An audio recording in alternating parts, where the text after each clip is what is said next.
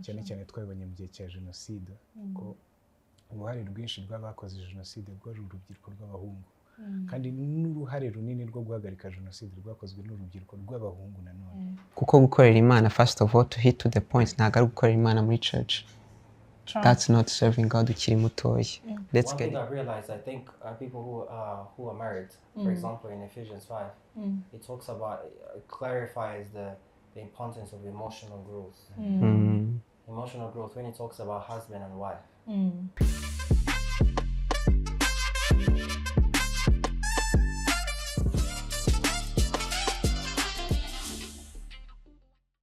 Shalom, shalom, bene data muraho, amahoro y'Imana bane namwe. Mbahaye ikaze kuri The Grace Note Podcast, a place where your faith meets your life and young heart come alive. Mbahaye ikaze kuri episode yacu y'uno munsi, aho tugiye kuganira ku ngingo nziza idasanzwe, nzi neza ko mwese muri bukunde, akamaro ko gukorera Imana ukiri mutoya. Mbahaye ikaze. Nk'uko mubibona rero ndi kumwe n'abajene beza kandi bazi Imana. Baturuka muri groupe yitwa Mago, baraza kwidusobanurira neza iyo ariyo. Mbahaye ikaze. Thank you so much. So murakoze. Twitwa Mago nk'uko wabivuze. Mu magambo arambuye, it's men after God's own heart. Ni ijambo tubona muri Psalm 13:14, aho Imana idescribinga Dawidi nk'umugabo wari unyotewe umutima w'Imana, sorry. So he was a man after God's own heart. So ni yerekwa ryaje ritangira ari abagabo Imana yariduhaye iricishije muri njyewe muri 2024. Ubu ngubu tumaze umwaka duterana, tuva mu masengero atandukanye, tuva mu myemerere itandukanye. Icyo dukora ni ugusenga kugira ngo twigishanye Imana, tubashe kugrowinga into the spirit world, cyane cyane aho muri societe dukuze tubona yuko abagabo cyangwa abahungu atari ikintu banormalizinga kuba bahura bagasenga. Kenshi tubibona ku bakobwa. So turahura, testimonies za bamwe zigahiringa bamwe, twabonye benshi bakira. Muri icyo gihe cy'umwaka twabonye ibikorwa byiza by'Imana, twatangiye turi abantu 5. Ubu ngubu twaba tugeze hafi abantu 200. B'abahungu, yego. Ni igicaniro cy'abahungu, so altar ni igicaniro. So rero muri urwo rugendo twagiye tunyuramo na challenges nyinshi, ariko twanabonyemo growth nini cyane. So muri iyo growth hakaba hari impact twakoze ntoya, yaho twishyize hamwe dufasha abana babaga ku muhanda bakoreshaga ibiyobyabwenge, tuba twaba restoringa, bafite ahantu baba, turabasura, tumeze nk'abakuru babo, tukanabigisha iryo jambo ry'Imana, kuko we have seen yuko the youth, especially the male ones, aribo bafite the big impact mu kuba bazamura igihugu cyangwa bakakimanura. Cyane cyane twabonye mu gihe cya jenoside ko uruhare rwinshi rw'abakoze jenoside rwari urubyiruko rw'abahungu kandi n'uruhare runini rwo guhagarika jenoside rwakozwe n'urubyiruko rw'abahungu nanone. So rero it's time for us to rise nk'aba Dawidi, natwe tukajya hanze tugakora ibikorwa by'Imana idushakira. Oh wow, that's so deep. Muri episode yacu yatambutse nagiranye ikiganiro n'umukobwa, turi kuvuga ngo why abahungu bakiri hasi for knowing God, but maybe ko uko tutari dufite amakuru. It's really nice. God bless you so much, and we back on you. Yeah. So well, I think before we start, I just wanted to talk about our vision and mission as a group of men, and it's and I will start off by talking about me personally. Face of Jabagawa. I got to partner with a group of men by the grace of God. I think we never knew each other. We only studied together, but he was ahead of me. I'm talking about my brother Lincoln. And so I just came in from the UK for my degree, and I just got home. And when I got here, the Lord told me to do certain regimes to keep my spiritual life awake. And by the grace of God, I was really obedient to do that. But I never realized that during that time, it was time of training. Even until now, it's still time of training. But He was preparing me for a duty of to gather up as men after God's own heart. So after 6 to 7 months, I was able to gather up with my brothers in the month of April. So when we gathered together, that's when we were 5. We were only 5, and before then, when we started talking, sharing of verses and having a good time, that's when the Lord reminded me of why He brought me back, because I didn't realize that I was supposed to come back for this reason, and to realize that God does what the Bible says is He in His own time He does it perfectly. Sure. So as we gather up as men, and we're still growing every day, and we grew up to know each other, not just spiritually as brothers, as young men, and from that we take responsibilities every day. And sometimes when responsibilities come your way, it's God still training you every day. So we were very much fortunate by the grace of God to gather up as men. Even those numbers is still by the grace of God. And I really, so what gathers us together as one is not just one mind, one mission, but it's also our vision and mission. So truly, our vision is very clear. Our mission here, why we are who we are, is because of our mission. So our mission is to disciple and equip men and the youth, especially the broken and rejected. Our brother just talked about young muggles. And by providing a Christ-centered altar of healing, mentorship, and purpose, and empowering them to become leaders who live in obedience to God, to serve their communities and multiply to their communities and impact the kingdom across the world as well. So the word says to take the word across to the nations. And you see that through 2 Timothy verse 2. Yes. And our vision is very clear as well. Our vision of where we're going, what we're trying to do ahead of us. And it says to raise a generation of men after God's own heart, like David. Wow. Restored, empowered, ignited by Christ to transform families, communities, our nation, and through love, service, and unwavering faith. We see that through Isaiah 61 verse 1. So yeah, thank you very much. Thank you so much. Yeah, thank you so much. Thank you for welcoming us, Colleen. Thank you, Brother Faisal, and thank you, Brother Lincoln. My names are Arnaud, Ukiри Umuremyi, and as my brothers, I was given the opportunity to serve and to witness the glory of God happening in this generation and in this era that you're in. So Mago, as it is, it's men after God's own heart.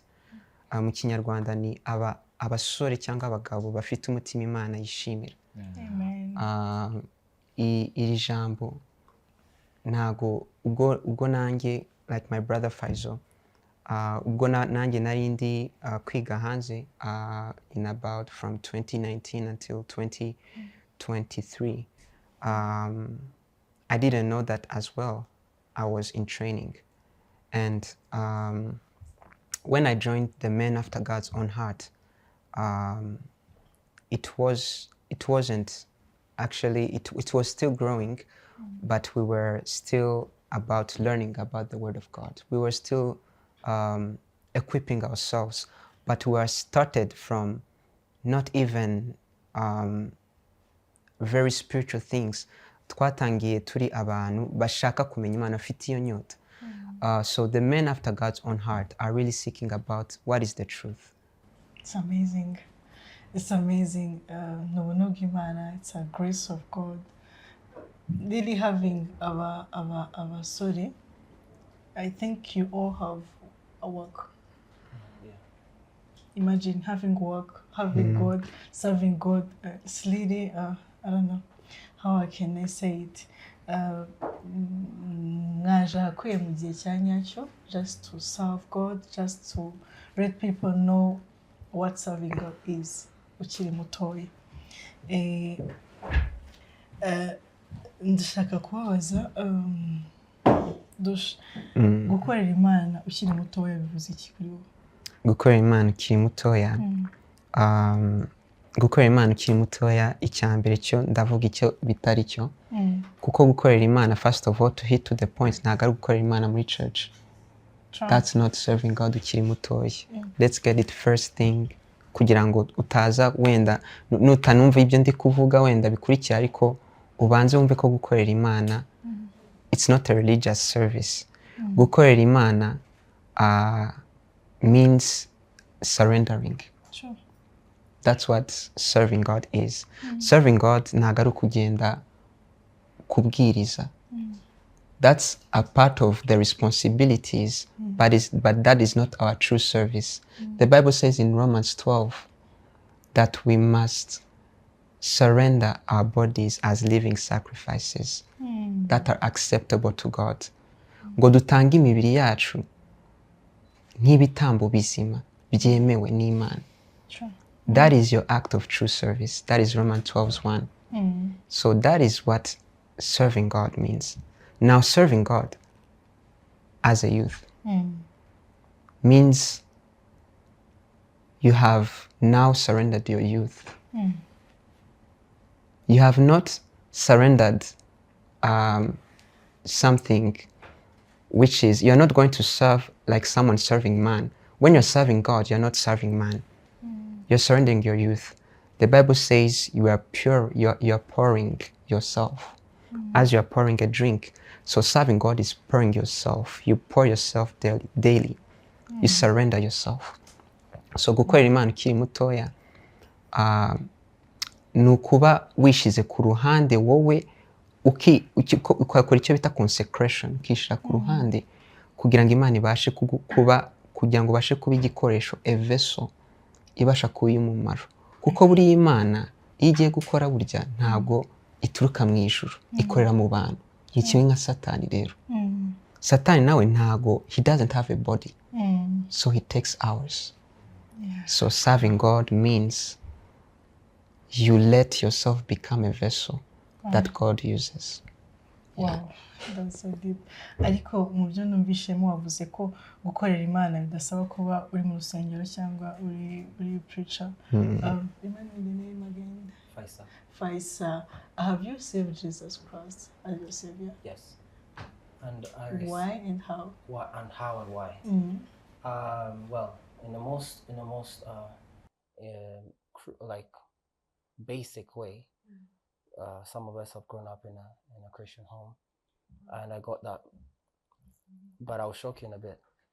We have all grown up in a Christian home, and our parents maybe prayed every day, and when I lived with them, I realized that when God came to me, I realized that the praying that I was doing is religious, it's not spiritual. And then, I got time to live by myself when I went to study. And when I went to study, that's when the real life came to me. I was like, oh, it was actually my mom's prayers, not my prayers. So then God was teaching me to walk this journey, knowing Him, not knowing God through the doings of my parents. Do you know what I mean? So when I met Him, it was then when I was at my lowest. So I remember the prayer that I did to Him when I was at my lowest. I asked Him, I was like, Lord, if there is only one thing you can do for me, show me that you still hear me. That's a prayer that you do when you're at your lowest. Because I realized that I can't go to my parents. I can't go to my neighbor. I'm literally by myself. So I remember that same night at 9 p.m., I was listening to Benny, and the Spirit of God came into my room, and I encountered Him for the first time. So when I encountered Him, the same voice, the Spirit of God rested on me, and I was in my room listening to Benny Hinn. So when he came into the room, when I was like, why am I feeling like this? And then the same voice came into me and says, you asked for it. You asked me if there is one thing I could do for you, if I could listen to you, if I could respond to you the way you asked me. The Bible says, ask and you what? So I asked and I received. So I was in uni, and that's how I encountered him for the first time. And when I called my parents, and then she was like, "Oh, good. So what next?" So that's when I realized, oh, God is not telling you to go to the loved ones. Okay, you can, it's good, but he still wants you to depend on him.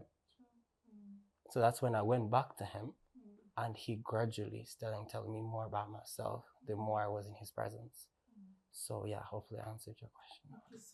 Yeah. Mwaje as a group, I have one question before we go too deep on it. Birashoboka cyane ko Arno ashobora kubona Faiso ari muri group, why not ntaba joining? Nyamara atazi ibimurimo, atazi icyo ashaka. Birashoboka cyane ko mushobora kugira abantu benshi cyane baze kuko bakurikiye wenda abandi cyangwa ko babuze aho bajya. It's not bad if you working for God, because ushobora no kuhagera ugasanga ariho you belong. Ndashaka kubaza kuki ukorera Imana. So njyewe wenda nahera ku kibazo cyanjye mbajije personally, then kikaza ku graduatinga gusubiza uko wababona Arno cyangwa Faizo. So njyewe njya kumenya Imana,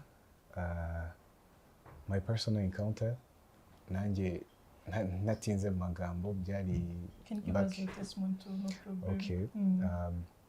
I was back in school as well, abroad, and I had an encounter with... You guys who started abroad.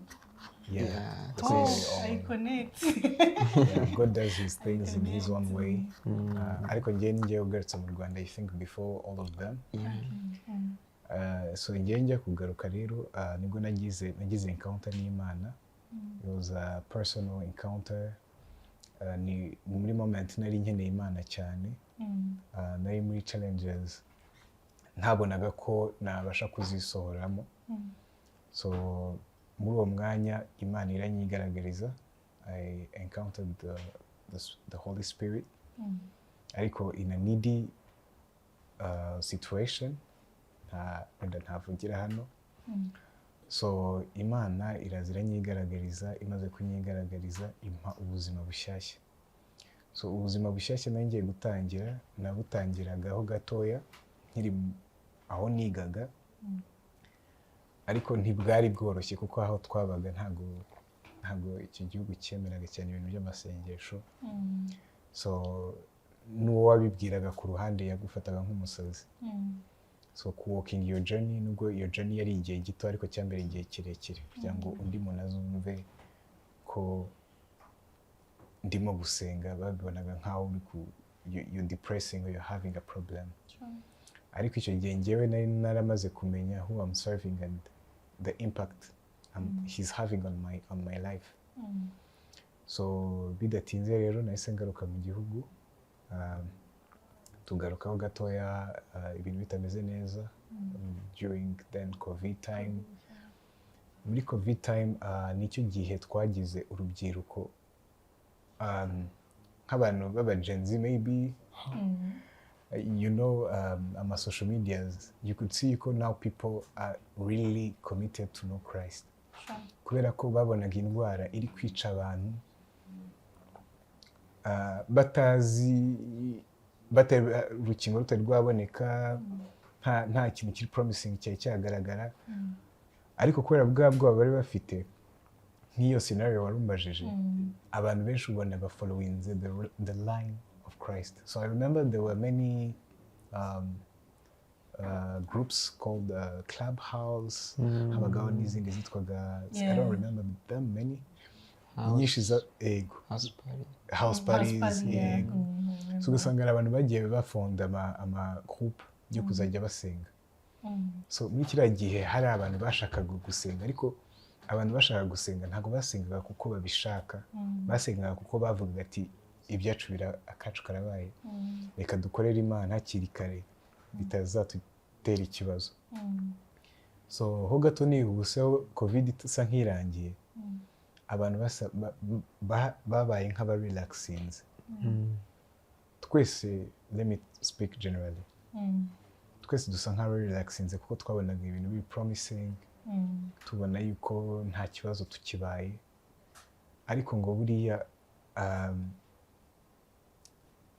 I forgot the scripture in the Bible where Gwinama niyo hazimira zingahe, ngo ariko he still has the 99. So you guys he left he left the 99, sorry, for one ego. Sorry, ego.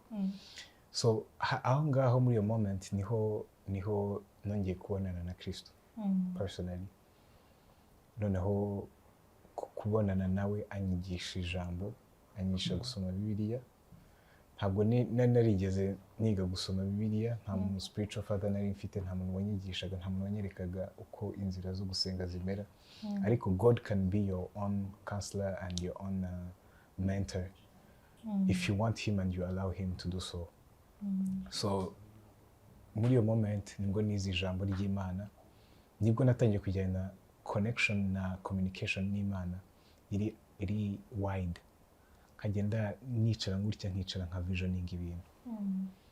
So babwiye yuko nabonye iyi vision y'amago twicaye turi abantu magana, without even thinking. Okay, ngewe kuko byari ibintu byari imbere yo bwa mbere, nabibonaga nkabona ni nk'ibintu biri unreal, kavuga ni ibyifuzo byanjye, nibyo shaka. Kuko vision ijya kubanza kuza, nabonye vision abantu bose. That's how I saw it. So noneho nabonaga iri mixed. Vision nabonaga iri mixed, abahungu n'abakobwa. Nyuma Imana ima specifically. Hari umuntu wari warigeze kumbwira yuko kumwe abantu baguhaga nk'inuza nk'ikintu yakubonekeweho, ariko ntugiyeho tension cyane. Arambwira ngo hari urubyiruko ruzahinduka kubera wowe.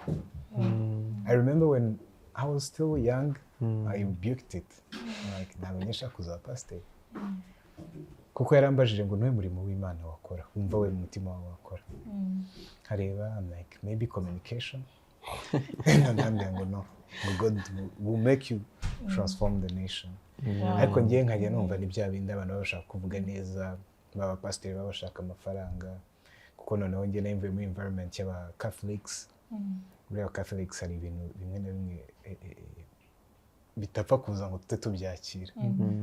So muri iyo journey rero Imana inyereka dusenga, nabonaga abakobwa hadashize igihe gitoya. Ndibuka kuri abakobwa biroroshye kubabwira ikintu, kubasensibiliza kujya gusenga, akabwira muzaze duhure dukore Bible study, kuko njye nayitaga Bible study back then.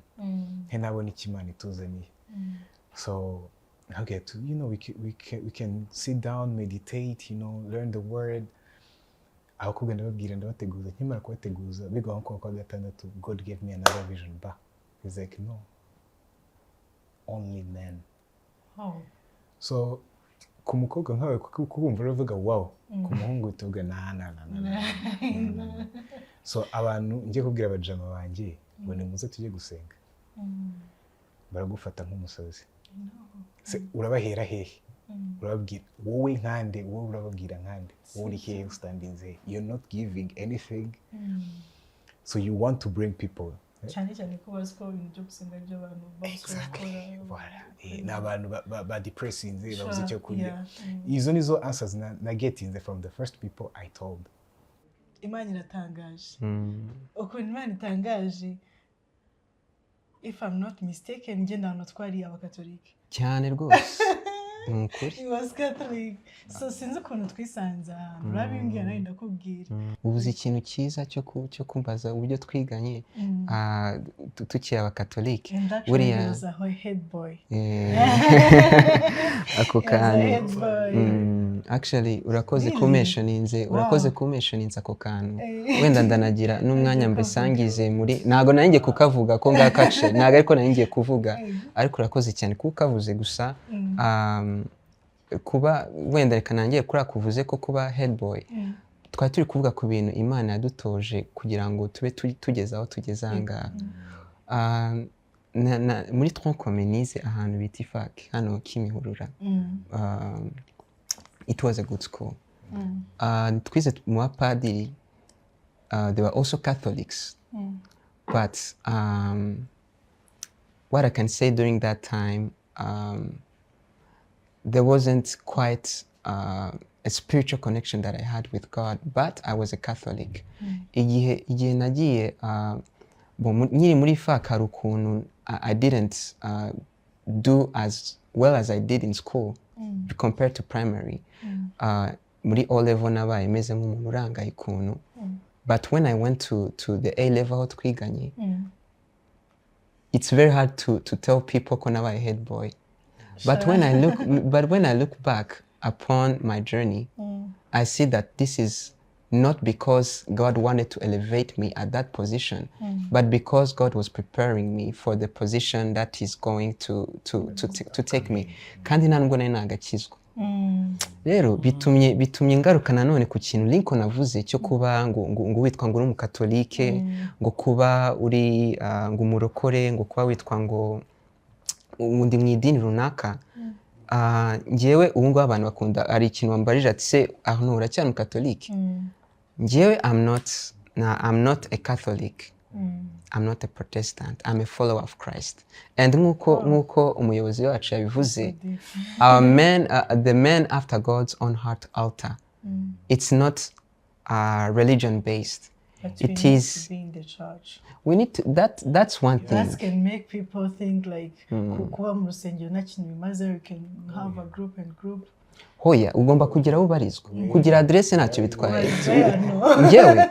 Ngewe nanjye ndumva ngomba urumva byabaye kuba cya kindi wabajije ati umuntu asengera. Ni mpamvu nabaye nyine nanjye ndavuga ati burya iki kintu kirakora. Ariko ntibivuze ko nafite aho mbarizwa. At the moment si ukuvuga ngo njye ntabwo mfite aho mbarizwa. At the moment I'm following Christ I'm following Christ at Grace Room. But Grace Room is a ministry, but right now I'm in CLA, Christian Life Assembly. That's where my address is right now. Ariko ntibyambuza kuba wenda najya gusura once in a while, kuba najya muri messe ya Catholic. But going back to my topic, icyo nashaka kuvuga, buriya ngewe hari abantu benshi bakunda kumbaza se hano uracyari Catholic, ese wabaye murokore? What I answer them, it's not that mpakana totally what you believe in as a Catholic. I may have changed some ideas, but that doesn't mean ko uri mu buyobe buri totally. Kuva turi ku isi abantu buri muntu creating ikintu n'amarules ye, ngo buri rugo rugira rules na regulations zarwo. Nujya aho ngaho sinshaka kumenyeshoninga amacaces, ariko buri church uriya hari ikintu ifite cy'umwihariko cyane, sibyo? Kandi uwo mwihariko hari uwo attractinga, hawe n'usubiza inyuma, sibyo? So no matter what, mu gihe tukiri kuba ku isi hari ibintu tuba twagwinga mu gihe tutangiye. So igikomeye ni ukubanza kumenya before I go there, ndi gukora iki? Who am I serving? Am I following the church? Am I following the people? Am I following God? Cyangwa am I following? I want to know Christ. Nugenda ugiye gushaka Imana uzayibona. Nugenda ugiye gushaka abantu, I always tell them, nugenda ushaka ibyo ahantu uzabona ahantu. Kuko ahantu ni umuntu. That's why people bakomerekera muri churches ngo naragiye banyima intebe ndababaje. Kutamenya icyo ugiye gukora muri church. Nugenda ugiye kureba ukuntu bakora protocole, uzatahira protocole. Ariko wimenya the purpose ikutwaye ituma ugiye guservinga. Kuko buriya icyambere ni ukugira direct connection n'Imana. Buriya ushaka kugira direct connection n'Imana, hari bamwe bavuga ati ngiye ariko nkunda kwisengera ntuje ntabwo nkundura by'ubusaku ntabwo ibyo bintu. I feel like I have a question, because I feel like I'm seeing a lot of like Catholic teammates here, huh? And I'm wondering. Well, I was in a Catholic. You was in Catholic I too. wasn't a Catholic at all. And I mean, I would want you to tell me what you used to do, but I mean, I would still be confused. But I want you to tell me the effect of knowing Christ personally, and the effect of having come from Catholic. What is the benefit? What is the tangible benefit? Not just talking about it, not talking about the rituals and whatever. What is the tangible effect that you have gained in knowing Him, from a perspective of relationship? Can I help him? Yeah. China goes. Coming from a side of Catholic, personally, we grew up in church. How the Catholic Church is built, it's a church with many members, and the structure is to grow all together. No kuvuga ngo building the community, ariko on a bigger platform. So ntago bareba ngo uri umwana, ntibareba ngo uri middle age, bareba ngo urakuze. So ni kuvuga ngo ukuje uzufatira aho bageze. Sure. So nta nurturing ibamo. Nta mwanya wo gufata. Si ukuvuga ngo ntago agiye inyuza. Umuntu wenda bagize amahirwe bakigana muri izo Catholic schools, hari ukuntu babigishaga gusenga kuko harimo na intercessors. You can know also holy places. Abantu basenga kandi miracles happen. Abantu interceding. So ariko kugira ngo ugire amahirwe kuba wari accessing iyo atmosphere, bigusaba kuba uri in deep. Uri in deep kugira ngo ubashe kugira iyo encounter na Yesu, ubashe kumumenya. Ntabwo ari ibya buri wese. So really different with these evangelical churches. Example, my church, bagufasha guhera ku bana batoya. You know that. Bakora child discipleship. Bagakora Sunday schools. That's what's Sunday schools. Sunday schools. Ariko noneho twebwe biri deeper. Abana bakora hafi imyaka ine. Discipleship. Abana batoya bakajya hanze, bakajya muri community, bari kuvuga ijambo ry'Imana. Uwo mwana akaza graduating in 4 months. Ukazagira na adult discipleship. Ariyo turimo gukora ubu ngubu. So bakagenda couples, abatari baba fiancé. How can you date in a Christian value? So utwo du programme duto utwo usanga tukuricaringa. Ukagira umurongo. Kuko natwe rero duhari, hari n'ibyo nabyo Katolika ikora. Ariko njyewe personally I would say yuko ntabwo nagize iyo moment yo kugrowinga muri Catholic environment. Ndavuga bifasha kugrowinga. Ariko I know Catholic actually they can. Ariko uriya kambwire Faison, hose hagira impact. Nkuko bivuze hose hagira impact.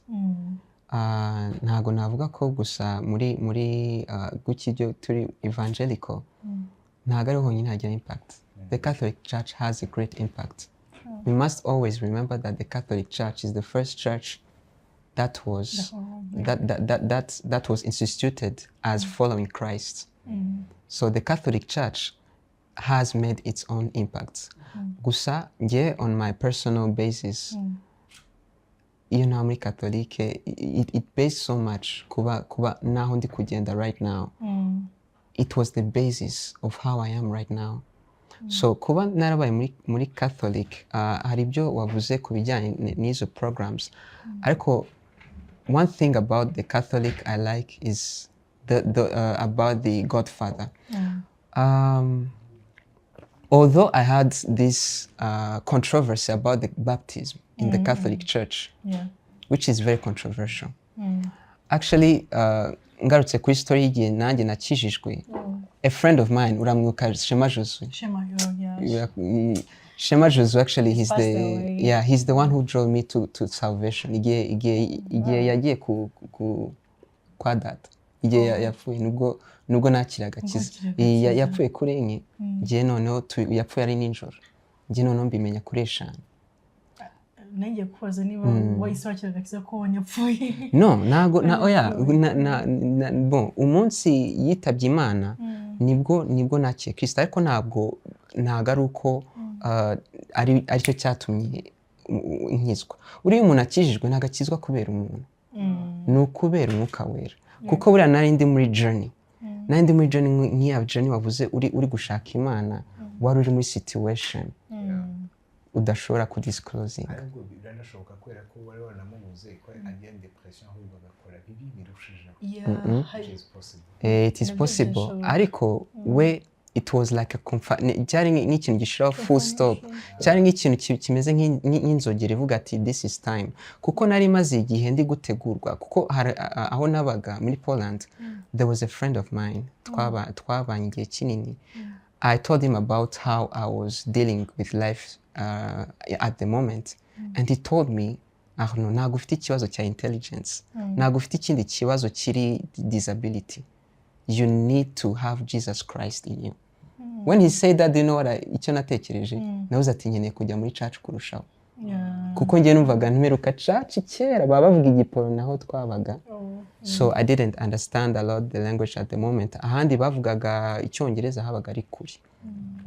So when I accepted Christ, byabanje kuba process mbanza gutegurwa nka watching sermons, and then at the point of making decision I was in a dilemma. That is say ibi bintu I still have a lot. Kuri iki kintu turi kuganga akamaro ko gukorera Imana ukiri muto, ufite dilemma, ugifite ibintu byinshi byo gukora ukiri mutoya, ugifite this type of energy ushaka kuinvestinga mu bindi bintu bituma feeling alive. And sometimes when you hear about ibintu by'Imana, you feel like it's not something which makes you alive. So I was in that dilemma, but when that friend of mine went to heaven, that's when I said, if I don't have, we don't know the day nor the hour. If I live right now, what will I live? Ni gutyo nakijijwe. Ariko ngarutse ku icyo kintu cy'amadini cyangwa se cya Catholic impact nk'uko Faiza kibajije. Catholic yabaye basis yanjye mu buryo bwo kuba morality. Corinne arabyibuka nicyo nashaka kuvuga mbere kuvuga head boy. Nabaye involved cyane muri Catholic Church buriya nangiye kuba in the choir after the secondary school. I was also baptized, confirmed, and actually it was a must ko twese tujya muri korali. Waba uzi kuririmba utabizi waragendaga ku murongo ukaririmba. You have to learn how to. You have to. I need to. I'm telling you, Faisal, I didn't know that I could sing a single note. But how I became the head of my voice, the tenor voice at my school, until now I can't explain it to you. A friend of mine who we met in Poland, he's the one who taught me everything I know. His name is Bruce. He's in Poland right now. But he's the one who taught me everything I know. What I did at the moment, I wanted to go in the bus kuko nabonaga abantu bateno bari kwasama, and I said no, I can't go there. And then when I made to the base, they understood my voice. It's not that deep. But when I went there, when I went there, I said I'm not sure I'm going to survive. And then the guy Bruce just told me, just say ah. Then when I said ah, the whole room looked at me and said, what are you doing?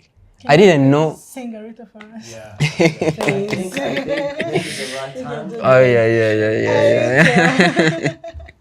Wow. This is the right time. All right. It would be best hari aga guitar ariko yeah. I'm going to. Yeah.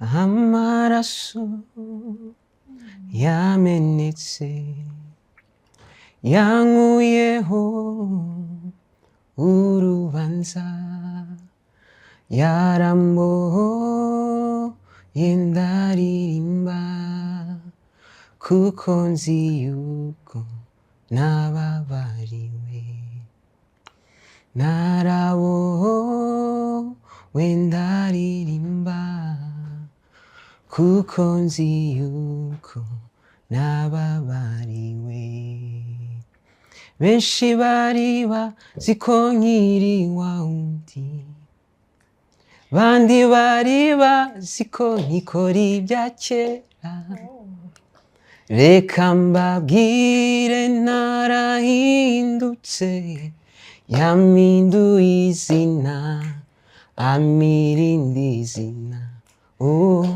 reka mbabwire narahindutse yampinduye izina amirindi rishya. Hallelujah. Oh God, wow. I mean, I could fully confirm.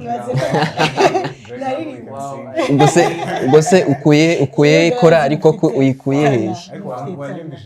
Maybe hope ko. Yeah, I was saying from the heart this time. Yeah. Me too, I was saying, ariko ko ijwi ryawe nanze kuzamura ngo ndamwishyure. Ariko mwamura backup singers beza nabyumvishe kabisa. Ariko muri bogo mufite tala.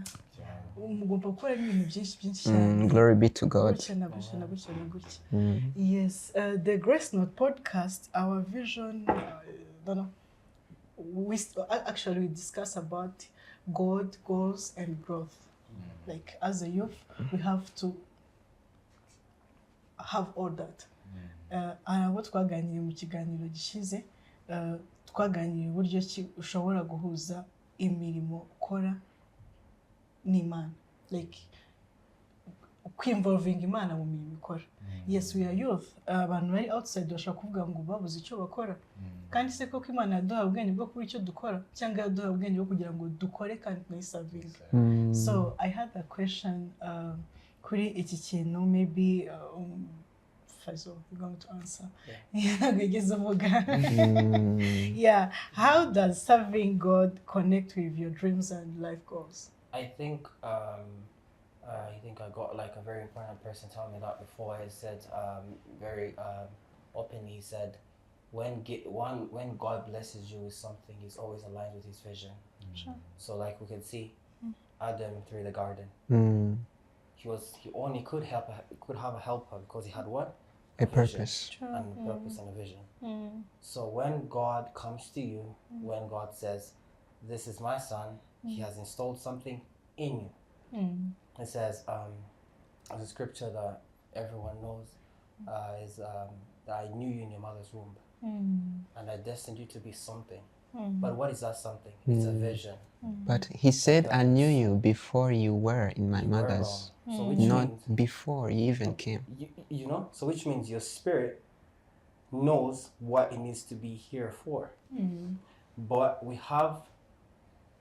I don't want to make it like a big Bible study, but we are shortened when we get here on earth because of our physical capacities. But when we know God, what happens through the Spirit of God is he widens you. You know what I mean? To know yourself.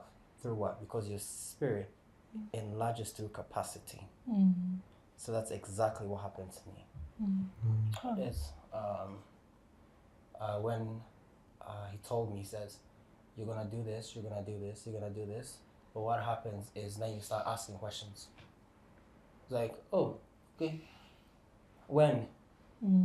Oh, you've been coming, been telling me, but when? As you know, you can ask questions too. You can ask questions and be like, when? Maybe through this podcast, maybe you ask God, when? But when he answered you, it was right, because then you said, God, thank you, because I was ready. Sure. So we aligns with what we're saying here is it's perfect to serve God, to focus on what he has given you, because that's where you reap the seeds he has already bestowed in you. Sure. Because we're made for a purpose. And that purpose is not for yourself. We're servants, remember? Yeah. So when you're a servant, when you're a leader, you're not for yourself. You're for someone else. Even if it's one, that's enough. So how we win souls is not going out and saying, this is the word of God. It's very important too. But then through our works, Yes. How do you love someone? How do you care for someone? Even in that workplace. How do you go out there and be like, I could help you out? Yeah. Well, Faisal, maybe can I compliment on something? Yeah, you can. I want to add When something. he was saying about the workplace, how you can bring your faith or work for good and work at the same time in professional work. One time I was praying, I was seeing everything that was happening in Magura, and and then in that moment, God told me, "Yo, are you so proud?" I'm like, "Yeah, God, I'm very, very happy." Imana irambwira ngo sinigute uba happy abantu mubana, your family members, your sisters, people you work together, when they're not growing. Nushije ngize isoni. Hari umugani mu Kinyarwanda baca sinzi niba mwibuka ujya kurisha ihera ku rugo.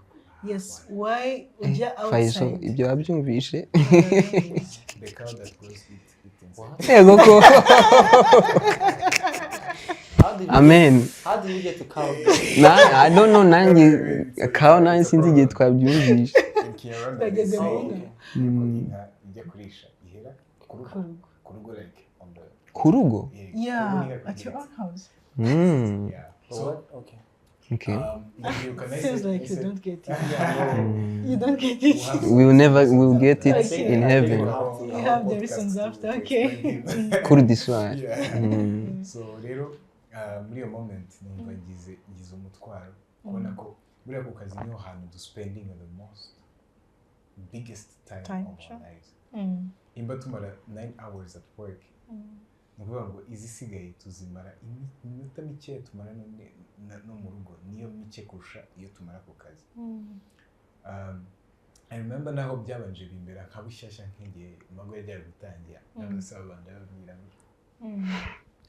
ariko I just introduced it telling my boss kuko numvaga nkavuga man ibintu kunywesha n'uburenzi kujya kubwira boss wanjye. You know how don't tell me why did you give a boss? I mean, hopefully you didn't tell him about cows. So I told them You did. about cows. So I told them, For real. I'm like, boss. So I was thinking, can we start our day with a small prayer? And she kept quiet. She's like, yeah, definitely. Wow. No, nyimara kubivuga ko njye ntabwo expecting ko she would give me the same vibes. She gave me a whole thing. She's like, kumubona ku Imana yaturinze the whole time. But where God's provides. Niyo tuvuze ibintu by'amago, sometimes I get to taking the pride, the honor. Kandi nibyo ni Imana iba yateguye imitima. Akenshi hari ibintu byinshi bijya biba hagati Imana biriya byabaye ibyari. Ko nabona baza kugukongratulating ukabwira ati wamenye ibyabaye inyuma. Wakubwira kuntu nabanje kubirwanya. Actually, my brother, yarabonye kuri TikTok. Yeah, I saw you on TikTok. Hari akavideo ka trendinze muri kuririmba, muri kuzenguruka. Nundi zose ari ukuririmba. Yeah, arangije arambwira ngo yose ko abasore bangana gutyo mwari benshi. Bangana gutyo bashobora kuba bateranye bari gusenga. Ndangije ndamubwira ngo I was in process yo kubatumira. Ndavuga ati niba abantu nshaka gutumira ahita ngo hey, ahita avuga ngo I wish I can join them kubera nyine akazi. Ndangije ndamubwira please come uzaba joining. Ahita avuga ngo biratangaje ngo ubundi ibintu bizi ku bakobwa ngo niwe bazamuka imisozi niwe bakora utukuru. Ndavuga ku mugani ya isi n'abadukurikiye bose bakwiye kumenya yuko gukorera Imana ntibisaba kuba umukobwa cyangwa kuba umuhungu. Bisaba kuba uri umuntu mukuru cyangwa uri mutoya. Gukorera Imana bisaba umutima. Kandi ikindi ijambo ry'Imana rivuga ngo umushaka ubwami bw'Imana no gukiranuka ibindi byose bizanye inyongera.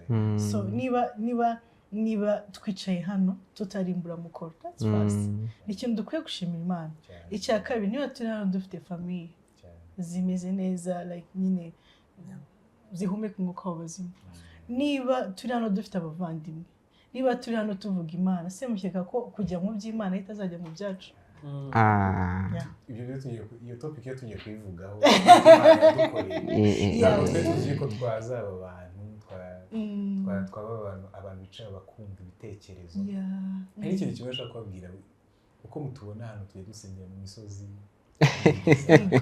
ni cyane, ariko ntabwo bidukuraho gusa neza, ntibikuraho ngo hari ukuntu mvuga nyine, hari ukuntu twamaze guclassifyinga abantu basenga tubabwira ishusho. ejo bundi uzi ibintu byabaye ndi ku kazi, hari umuntu wari uri kunganiza ku kazi ambwira ikibazo nyine ajya agira, ntashobora kudisclosinga, ndamubwira ati ariko rero mbivuga ndi kwikinira, ndati ngo ariko rero kuba ukora icyo kintu ntabwo nakwizera ngo ukeneye ngo guhinduka. Nkimubwiye njye nari ndi kwikinira, ndati ariko ukeneye kugikosora. Umunsi ukurikira yarambwiye ngo buriya ngo natekereje nijoro, ngo naraye ntekereza ngo ibyo wambwiye byandiye ngo mu mutwe. Ndati se ko nari ndi kwikinira byagenze gute ngo bifate biri se? Arambwira ngo buriya ngo umuntu usenga buri kintu cyose avuga njyewe ngo nyumva n'amatwi yombi, ngo buriya njye ntabwo buriya ndi umuntu witwa ngo ndi umusenzi, ariko ngo ntinya Imana. Niko yambwiye.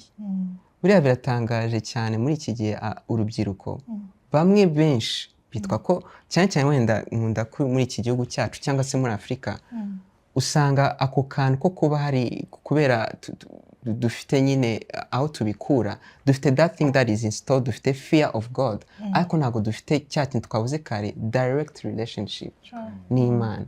Niyo mpamvu ufite ahantu icyo uvuze uclassify abantu basenga, ukumva ko abo bantu bafite self entitlement wowe udashobora kugira, wumva ko hari ikintu ugomba gukora, wumva ko byahawe bamwe abandi ntibabihabwe, bamwe bahawe umwuka wera abandi ntibabuhawe. Ariko akwiba ikintu cy'ufitiye umumaro akwereka ukuntu ari kibi.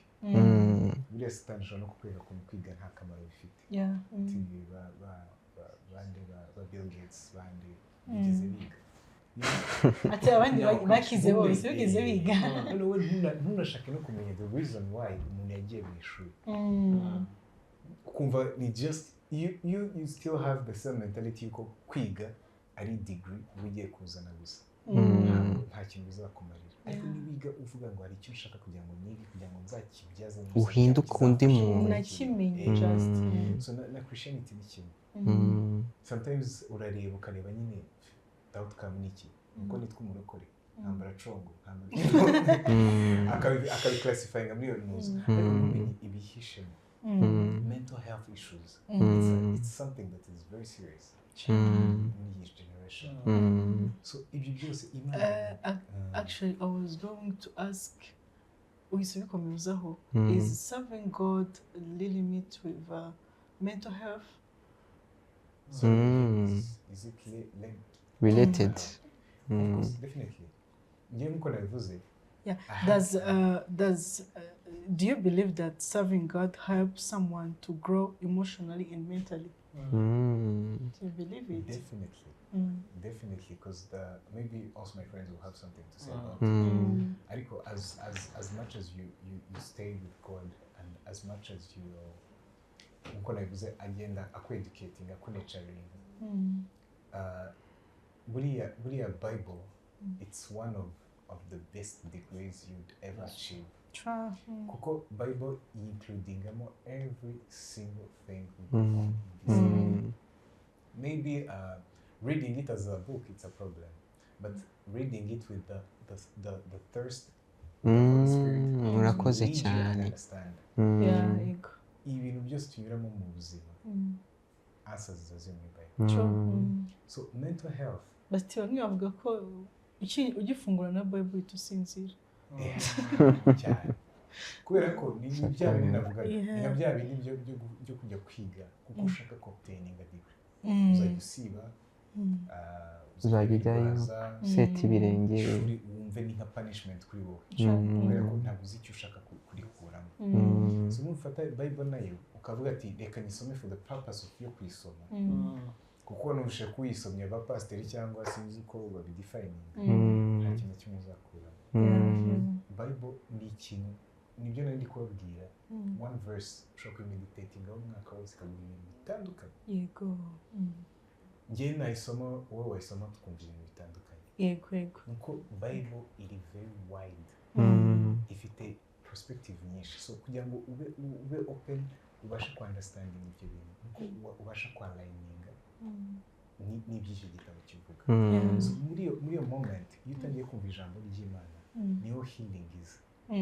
Healing ikakwigisha yuko ibi byose bya mental health, wenda navuga yuko mu gihe tugezemo bitangiye kugenda biba byinshi n'ababivura bari kugenda bagaragara, ariko nta mu best healer nabonye nka Yesu Kristo.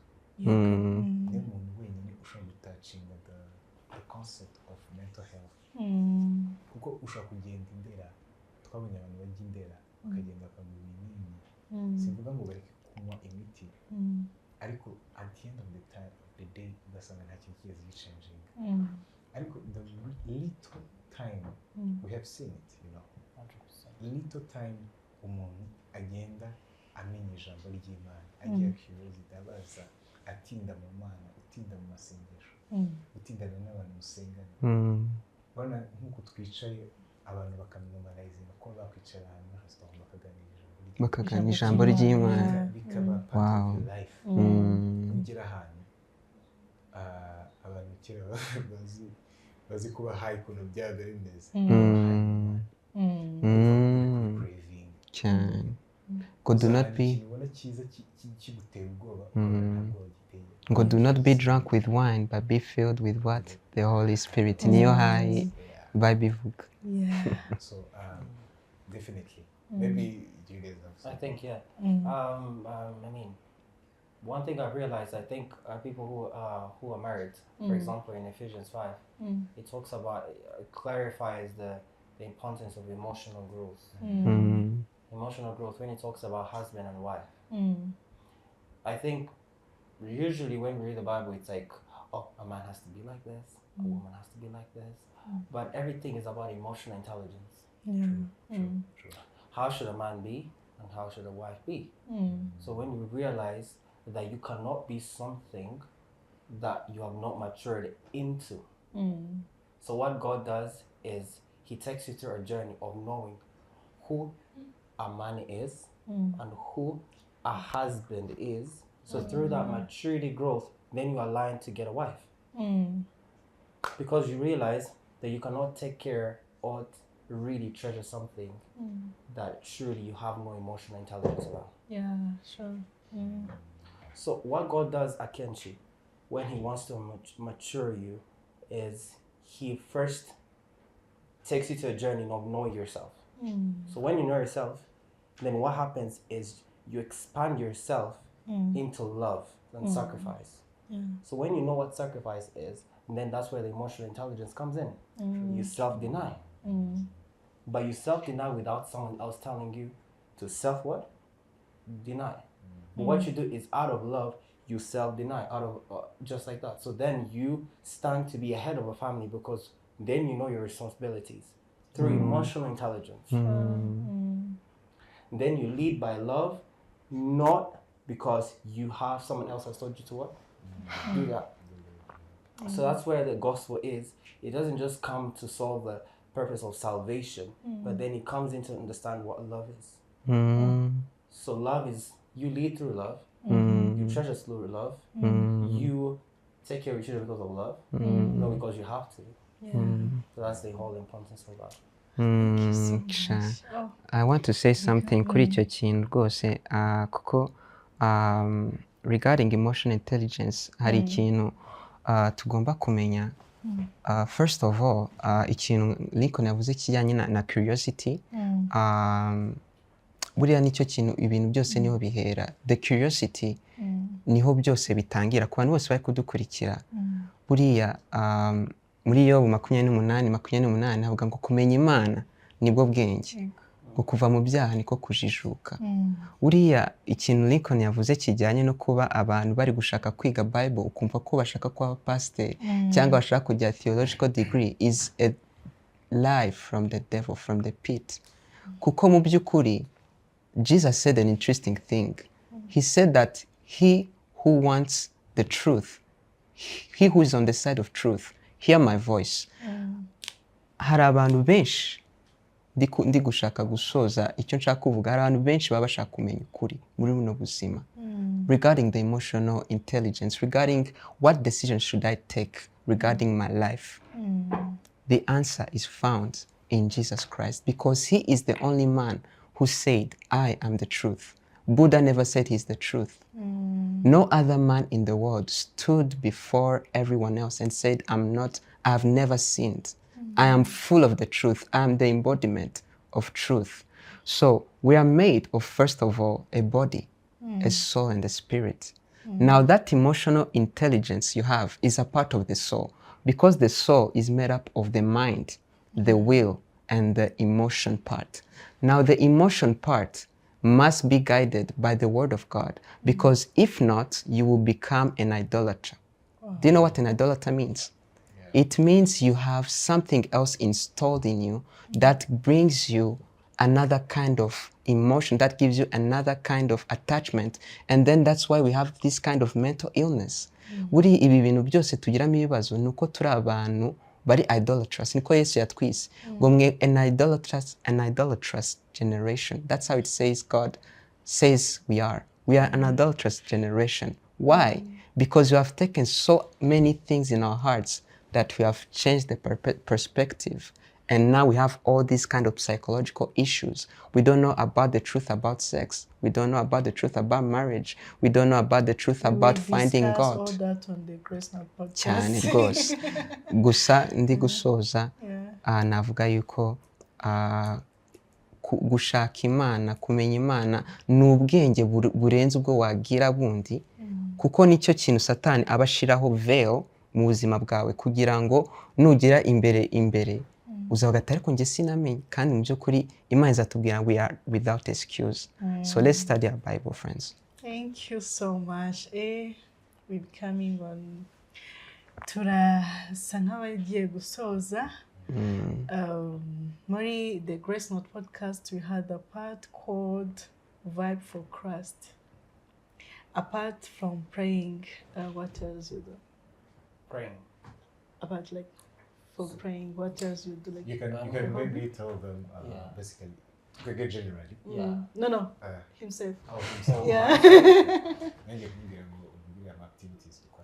I mean, definitely we'll extend to that one. I mean, personally, what we have to realize is first of all, we have to pray. When you pray, I think people pray because maybe you're building up this protection. We're praying is to understand what next. Okay, well, The question is your hobby like after? So my hobbies, Yes, personally, like my hobbies? Yeah. Okay, I'll tell you my hobbies. They're quite very interesting. Okay, hopefully they are. But I love playing instruments. Oh. I mean, I might do a collab. Can we talk about it? Of course, man. Your favorite food? My favorite food? Food, okay.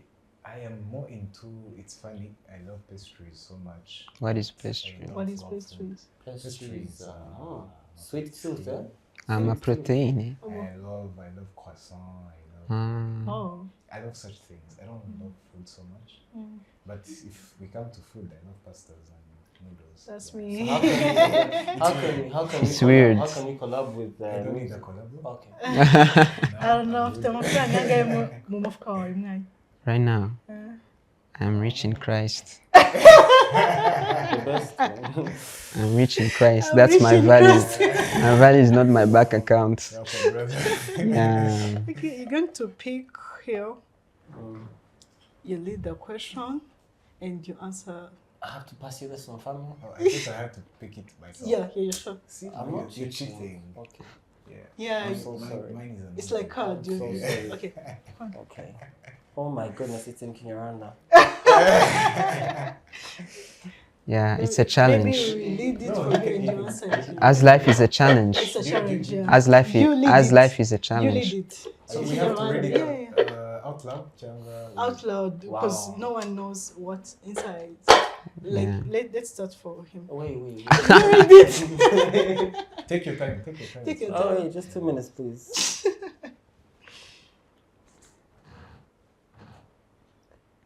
Okay. I think I know what it means, but I think I'm gonna answer in English. Can you please read it? Do you want me to really read it? Read it. Okay. Read it. A challenge today. Okay. Iyo waba igikoresho cyo mu rugo, waba iki kandi kuki? It's easy. Congrats. Congratulations, you know it. I think igikoresho cyo mu rugo. Like it's like Instrument. Essential cyangwa Object. anything. Yeah. What can you be? Wow, this is a good one, huh? I think I could be a chair. A chair. A chair, literally. And why? A chair, because I'll ask you a question. When you left the stage to your chair, did you think about sitting down or you just sat down? So it's constant. No, I mean, did you think about it? Did you be like, No. oh, I have to know how to sit or overthink all these things? No. Do you know what do you know what you told me? Oh, wow. Okay, do you know why I like the chair? Because it just reminds me of trusting God. Wow. Wow. Hey, challenge guys. Ariko ibintu mwarabyize. Ibintu mwarabyize ahantu. No. I don't believe in this. Ariko yarabyize hari ahantu yabyize. I don't understand. No. Yeah, I don't agree. Now they're hating. Okay. Ah. But yeah, I would be a chair that's so because deep. every single time God had to take me to a new level or teach me something, He always told me to trust Him. So always go to that chair and not to overthink how to sit on that chair. Sit in it because I've told you to sit in it. Because when He sent me here as a group, I didn't think of sitting here because you told us come inside and sit. So I sat down. So it's trusting God. Cheers to that. I mean, It's amazing. Yeah, I was saying cheers. hopefully it makes sense. Cheers to that. Yeah. Okay, can I just cheers water? Cheers to Fanta. Why is this whole thing going on? Fanta here and water here. But What's you going on? choose water. Okay. Next. Next. Next. Oh, me? Yeah. No, me. So, ngende cyo Ikinyarwanda, ngende kivuga neza ariko abasha ko banditse nabi. Navuze ngo ni iyihe masengesho? Ngo ni Ni ayahe masengesho? Ni ayahe masengesho? Wasenze Imana ikagusubiza mu buryo utari witeze. Okay. Okay. So,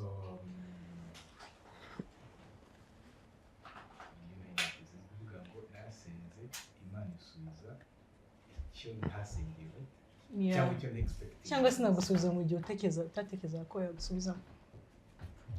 Last year, I was going through a lot, and so yes. So now I have a nice example. You're going to edit it. Yeah, no, I'm not editing it. I just remembered how to phrase it. So I had my uncle who was sick, really sick, and he had cancer.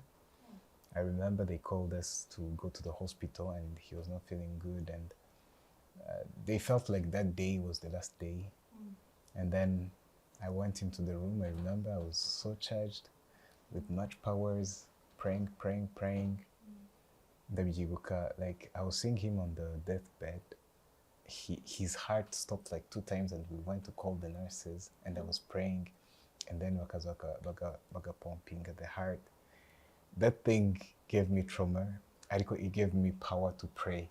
So I prayed, and then when I was praying, I remember God told me, something good is going to happen. So I remember Nina fashe 3 days of fasting and prayers. Noneho ndabisengera, God told me something very wonderful is happening. Because I remember I even took a leave from work just to reconnect with God. Rero muri icyo gihe ndimo gusenga, it was the best moment. Urabona ahantu usenga ukumva uri muri spiritual realm utazi ahantu handi. So God, kuko ngewe usually I get visions, I talk to God like live. Ni gake Imana imvugisha muri dreams. So Imana irambwira something good is going to happen. Ariko noneho not only something good, kuko urumva icyo gihe umwaka wanjye yaramaze almost like 4 months mu bitaro. I felt so much peace at heart. Everything was moving fine. I remember we had the Wednesday prayers online. I don't know if you remember. Yeah. And then my mom came rushing to the room. Yeah. She told me, birarangiye. And you rushed out. So mu kanya gatoya numvaga cya kirere ngezemo gihindutse nothing. Ibintu byose nari ndi gusengera n'Imana ibyanyerekaga byari bitandukanye n'ibyo ndi kubona. Umutwe urabanza uraserera, numva mvuye muri mood. And then when we were at the way nyine tujya kuri hospital, God told me ngo be happy, thank me in good and in bad. Nakumva iryo jambo, nareba na situation ndimo, nareba ukuntu the whole family is, uko hari ahantu bageze bakajya babona ko ari hope of sign of life. Ngewe nakumva ibyo bintu nkumva ni ibintu bingoye.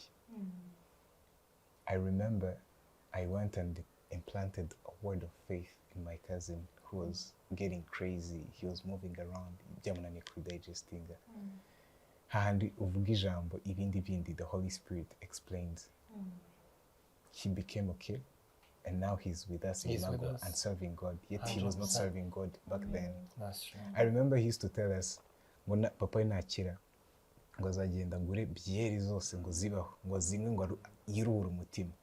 Ariko igisekeje ni ukuntu atigeze anywa izo byeri, ahubwo noneho yese yakira agakiza. So icyo cyari igitangaza cya mbere cyari kimbayeho. In the same week, maybe, I don't know, ariko it was something big for me.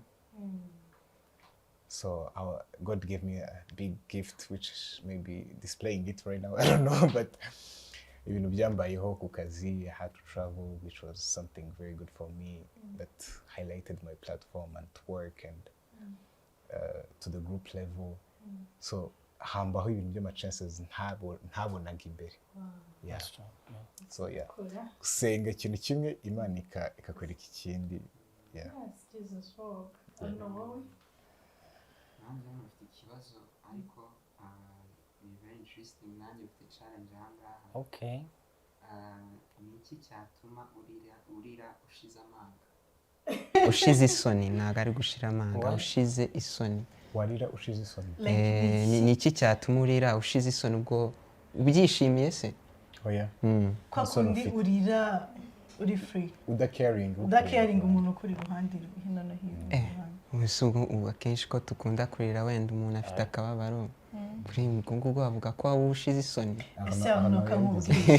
Uramutse nk'umuntu ajana agahita guha nk'igihumbi $1 cyangwa se amafaranga menshi utekereza mu mutima. I thought we were reaching Christ again. He was gonna say it again. Bon, cyakoze iki kibazo ni cyiza, sinzi n'uburyo ngifashe, ariko uburyo gihitinze na emotion n'iki twari tuze cya emotional intelligence na iki nacyo ni cyiza cyane, kuko kurira ushize isoni, I think nyine ubwo ngubwo you are crying willingly, niko nabyita. Kuri icyo kintu rero uvuze, kuri icyo kintu uvuze wenda ngo cyo kuba ngo umuntu yama ngo amafaranga, urumva icyo twavugaga cya idolatrous, urumva icyo kintu cyafashe so much your emotions ku buryo you even cry. That's idolatry. I mean, it can't be a breakup. It can be. It can't be a breakup. Cyakoze ari igihe bishobora kuza bikeneye. Maybe you didn't take your breakfast and you want to take breakfast. I can't cry. Maybe you love food. I can't cry still. Maybe that. So, maybe you lost your shoe. You love it. I have a problem. Ariko, it's a great thing. We should talk more about this emotional kind of stuff. Kuko abagabo biragora kumva, even myself. Ariko mu gihe twabanye kinini narize ryari. Narize ryari. Ndabivuga icyo kuvuga ngo I cry turakigiraho, ariko koli we ntacyo nakubajije. We ntacyo nakubajije. Wari wambona ndira. Ibyo yavuga. Wari wambona ndira. Yavugaga. You guys mushobora kwihishira ko mushobora kurira. Ariko once you get in your bed, you nyine ahantu twe tutabona ushobora kurira. Ikibazo rero cyabajije ngo warira gute ushize amanga like icyo navuga cyo ntagiye guca ku mpande, ngiye wenda narira nshize amanga ndi gusenga, kuko ntabwo ari ukurira kubera it's something that is emotional. It's not you, it's something that is a weight on you by the Holy Spirit. Niyo mpamvu narebye hano ijambo riri muri Hebrews 5:7 ivuga ngo Yesu akiri mu mubiri. Impamvu ngiye gutanga reflection kuri Yesu nuko ngiye niwe mugabo nita nyamugabo. Ntago ndi mukuru cyane, ariko I know that I will never change on this idea kuvuga ko Yesu ariwe mugabo nyamugabo, intwari iruta izindi ntwari. So niba ariwe mugabo uruta izindi ntwari, ahangaha Bible ikavuga ati akiri mu mubiri amaze kwinginga no gusaba cyane, iyabashije kumukiza urupfu ataka cyane arira. He was not crying because of the pain that he's suffering. He was crying because of the weight that was going to be installed on him. Also the journey that he was taking also required obedience. Niho umunani yavuze ngo nyamara nubwo ari umwana w'Imana yigishijwe kumvira kubw'imibabaro. So ngiye ku giti cyanjye kurira ushize isoni, you must understand that this is not emotional based. That's not true. That's not true. That's not you. That's not true. Not you, like I didn't even know. It's a pro. Wenda nabyo ntago ari nibishiramo, niyo mpamvu misati we have to talk about this emotional thing kuko really these days kuva nakizwa it's very hard ko napfa kurira. Ariko it's because you must have something else that comes within you kuko ushaka kugira ibyago bikomeye ariko igituma utarira, it's because of the hope that you have. Yeah. Oh, thank you so much. Can I ask you something? Okay. Can you read this and answer it too? Yeah. Okay. Waye igikoresho cyo mu rugo waba iki kandi kuki? Thank you. Where can I be? Mukopeze. Yeah. Namukopeze. No, masani kubera ko ahora yoga buri munsi. Isahani. Yeah, nkunda koga. Yeah, nawe masani ko ahora yoga buri munsi. Ukunda koga. Bakakwanduza ukongera ukoga. Abahungu mwanga koga. Ariko mana yanjye jewe. Kuki mwese That's a lie. It's a lie from the pit of hell. He said ukunda koga ngo wakwanduza ukongera ukoga. Oya, ndavuga ukunda ko bakwanduza ukongera kujya koga. Like Amasahani urumva barakuriraho. Babisahani. Yego wakoga ariko isahani igomba kwanduzwa. Byanze nta sahani biraho just umutako. Ukajya wirigurijya. Oya, igikoresho cyo mu rugo. Twumvaga ibyo mu gikoni twe. Igikoresho cyo mu rugo Okay. Yeah, reka dusoze twagize ibihe byiza cyane. I think you will back kuri season 2. Kubera ko urubyiruko mpamya neza ko abari turebe n'abazatureba baziga. Yeah. It's really amazing to host abantu b'Imana bazi ubwenge, buzuye ubwenge, biratangaje. Reka turangize muri umurongo wa Bibiliya mu Bwiriza 12:1 haravuga ngo jya wibuka umuremyi wawe mu gihe cy'ubusore bwawe, mbere y'uko iminsi mibi igera n'imyaka igasatira, ukajya uvuga ati nta munezero nayibonyemo. Ibi bigarutse ku mpamvu iyi topic yanjemo. Impamvu iyi topic yanjemo gukorera Imana ukiri muto n'ukuri nta gihombo ufite. Aho kugira ngo tuzakure regretting kuba uvuga tse iyo mbimenya nkasengera umuryango wanjye, iyo mbimenya ano yabivuze igihe kizagera Imana dushyire kuri projector. Navuga Colin n'abangaba bakora ibindi. Wowe waruriye ati iyo mbimenya narabayebaga nka scrolling, nageraga kuri channel yabo nkakuraho nkashyiraho ibindi, nageraga aho bari gusengera narabayebaga mago iri gusenga iri gufasha abantu nkavuga n'ibyo abantu basaze. Yeah, but turi hano ngo twibukiranye ko tutarabacu gutwigenge. Ubwami bw'Imana buri hafi kandi no kuri nta na kimwe uzahomba.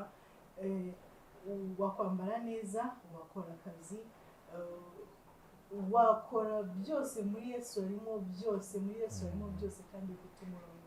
Nakoze kwa natwe muri Gukorera. Kare natwe twashaka kugira ngo tubanze tugushimire.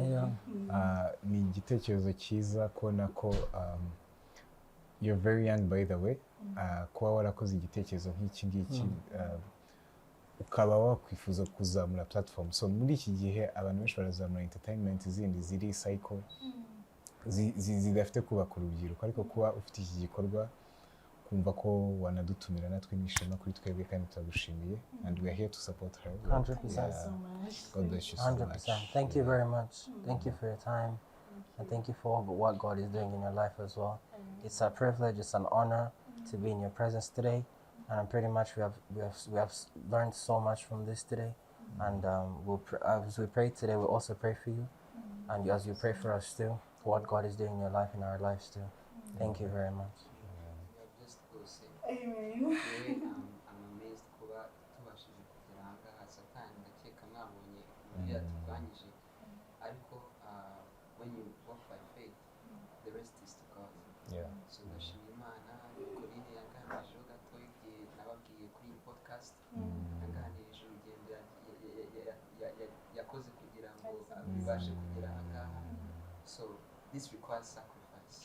This requires sacrifice. This is nothing something of fun. We're not here because we twabuze icyo gukora. Dufite ibintu byinshi tuba twakoze, ariko we have a limited time here, and we have to obey the call of God upon us. So thank you so much. Thank you. Thank God too, because of ni byinshi cyane Imana ikora, ariko through this buri kimwe cyose kizagira ubusobanuro bwacyo for me and to the youth.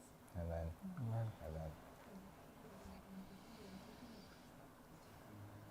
Thank you for this wonderful time.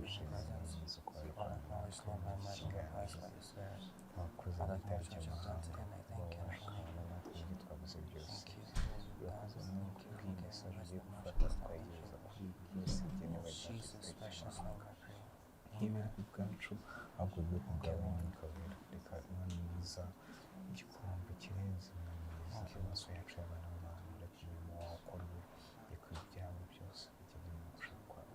Urakoze mu gitabo cy'amahanga usigaye munsi y'ibintu. God bless you guys.